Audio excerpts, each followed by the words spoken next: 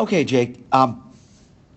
As you watch yourself, then you can go back and rewatch the sample. And this is why I wanted to teach from video, as you can see a lot and really help you out as the way that you're set up. You got the right idea of having your weight here on your back leg.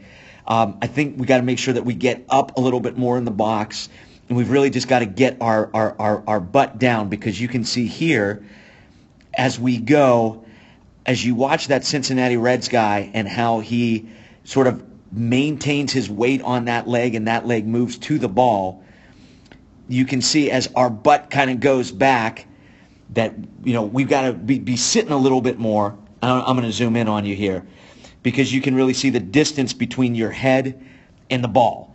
So as you kind of watch the position from which you bunt from, you can watch that sample video I posted here of the red.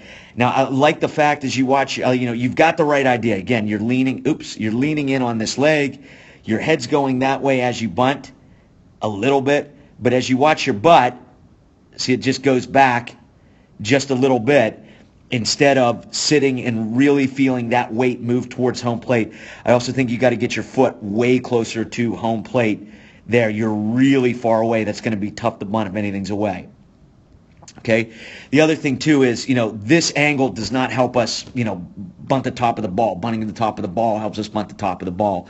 We want to have our bat a lot more level, as it allows us to reach to the ball, as you're never ever going to make contact with the ball at that angle. See how flat your bat is when you bunt? Like, just start like that, right? I know it's intuitive to think like if our angles like that, that's somehow going to help us, but it doesn't. All it does is make us have to reach way more for the ball. So again, if you start with your bat level like that and at the top of the strike zone, it's going to be a lot easier to go to the ball and get that two-handed push. And you have a pretty decent hand action there of seeing two hands go together. You do change your angle a little bit. As you watch the angle of your bat, you can see kind of the label that's right here and see how that angle changes slightly. But what I'm much more interested in is working on our base. Like, we've just got to get that butt down. We've got to get way closer. Watch where that Reds guy is relative to the line. We've got to get way closer to home plate and just feel like the butt's going down, and this is going to lean in as we bunt instead of going back like that. Let's watch as we go to third. Again, same thing on our setup. Right? We want to be sitting a lot more. We want to really feel the weight on here. We want to get our bat level at the top of the strike zone. Right? Like, so from right there, I can see like we're in trouble. Like, our butt's like really, really, really high. So you got the right idea here. Let's get our butt down. Let's kick this leg out. Let's get our bat level at the top of the strike zone. Because in reality, again, see how you have to bunt with the barrel level, right?